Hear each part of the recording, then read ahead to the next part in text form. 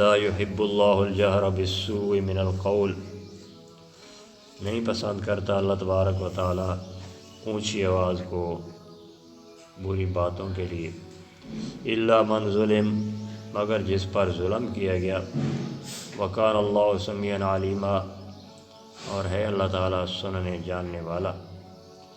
ان تبدو خیرن، اگر تم ظاہر کرو کوئی اچھائی، او تخفو، یا اس کو چھپاؤ، او تعفو عن سوء، یا درگزر کرو برائی سے، فإن اللہ کان عفوا قدیرا، تو بے شک اللہ تبارک و تعالی بخشنے والا، معاف کرنے والا، طاقت والا ہے۔ والذین ان الذین یکفرون باللہ ورسلہ، بے شک جو لوگ اللہ اور اس کے پیغمبروں کا انکار کرتے ہیں، ویریدون، اور ارادہ کرتے ہیں، یفرقوا بین اللہ ورسلہ، کہ وہ جدائی ڈال دیں اللہ اور اس کے پیغمبروں کے درمیان، ویقولون نؤمن ببعض، اور کہتے ہیں کہ ہم بعض پیغمبروں پر ایمان لاتے ہیں، ونکفر ببعض، اور بعض پیغمبروں کا انکار کرتے ہیں، ویریدون ان یتخذوا بین ذلک سبیلا، اور چاہتے ہیں کہ بنا لیں اس کے درمیان راستہ، اولئک هم الکافرون حقا، یہی پکے سچے کافر ہیں، وَأَعْتَدْنَا لِلْكَافِرِينَ عَذَابًا مُهِينًا، اور تیار کر رکھا ہے ہم نے کافروں کے لیے ذلیل کرنے والا عذاب۔ آج کی ان آیات مبارکہ میں آج ہم نے 6 پارے کا آغاز کیا ہے، اور اس کی 3 آیات مبارکہ 4 آیات مبارکہ آپ کے سامنے تلاوت کیے ہیں، ترجمہ کر دیا ہے۔ ان آیات میں سب سے پہلے تو اللہ رب العزت یہ فرماتے ہیں کہ مظلوم کو ظالم کے ظلم کی شکایت اللہ تعالیٰ سے جائز ہے کہ ظالم کا نام لے کر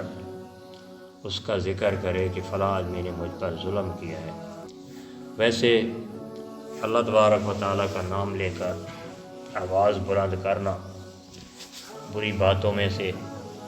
یہ جائز نہیں ہے، مگر جو مظلوم ہے اس کے لیے جائز ہے کہ وہ اپنے ظلم کی شکایت اللہ کے سامنے